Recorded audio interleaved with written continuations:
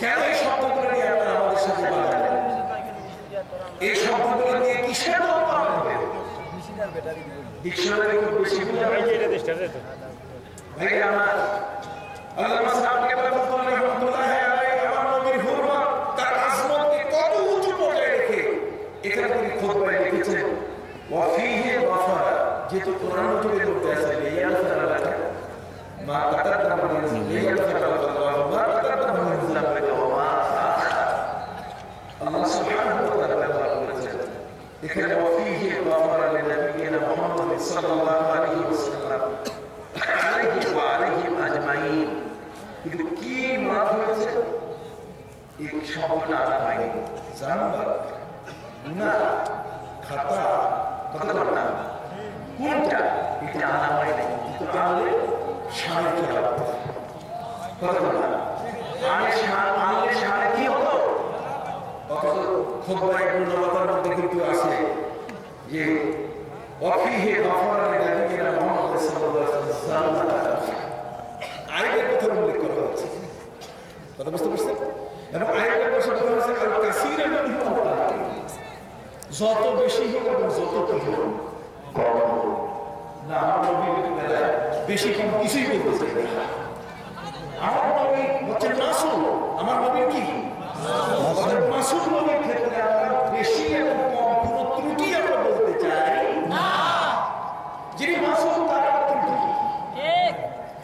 আল্লাহ তার ক্ষেত্রে তাকে মাগফুর করে দিয়েছেন, মাসুম করে দিয়েছেন। কাজে তার বেশি আর কম এটা বলে তাকে মাগফিরাত নিয়ে আসা, বেশি আর কম বলে তিনি বেশিও করতে পারেন কমও করতে পারেন, এই কথাটি সমাজ করতে হয়। এটা বেয়াদবি শিক্ষা, এটা বেয়াদবি কি আমার ব্রেনে খেলা করতেছে আমাদের সাথে। আমরা আপনাদেরকে বিভিন্নভাবে বলতে চাই যে নবী করিম সাল্লাল্লাহু আলাইহি ওয়াসাল্লামের কম বা বেশি তার জান্নাত কোনো মানবকে মান নষ্ট করতে যাইয়া তাকে সারা করে গালি করতে না। দুলাভাই কই অনেক সময় তার সম্মান নষ্ট করা হয়। মানবকে মান নষ্ট করতে বিশাল লম্বা গালি দেওয়ার দরকার নাই, ছোটটা করেও তার সম্মান নষ্ট করা যায় কি না? কাজে এখানে জান্নাতের সম্পর্কে আমরা অবশ্যই এক্ষেত্রে একমত। জামিয়া আলাইহিস সালাম যারা তাদের জান্নাত হয়েছে তার মানে পদস্খলন হলো কোন জায়গায় পিছলা রাস্তায় চলতে গিয়ে তারা হয়তো বা সেখানে কি পিছলায় পড়ে যাওয়ার আগে আবার তারা দাঁড়াইছে যাতে জাতি পা পিছলে না যায়। চিন্তা করুন সুবহানাল্লাহ সুবহানাল্লাহ নবী গেল গেছে কিনা। আরেকটি শব্দ এখানে আনা হয়েছে ওয়াফিহি কুতিলা সাইয়্যিদু রাসূলিল্লাহ সাল্লাল্লাহু আলাইহি ওয়াসাল্লাম হুসাইন। এখানে কত শব্দের অর্থ কি হবে আমার বলতে কি জানেন? আমি ঢাকা কিতাব নিয়ে এসেছি যে কত শব্দের অর্থটা আপনাদের শুনবেন।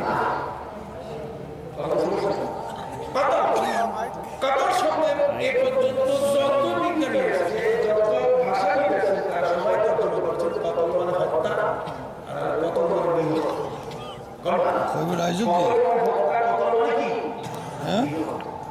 কাজে কুতিলা যিনি যার জীবন উৎসর্গ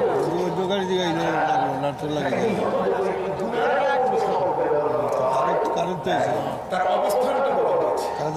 আহলে বাইত যারা তাদের নষ্ট হয়েছে তা না।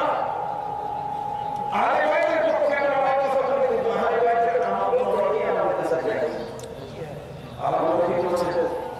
মাসালুল আহলে বাইতি কামাসাল সাফিনাতিন মান রাকিবাহা আলা, যেটা আমাদের ফুতরায়ে আকিদের মধ্যে আছে। কথা কি বলছেন?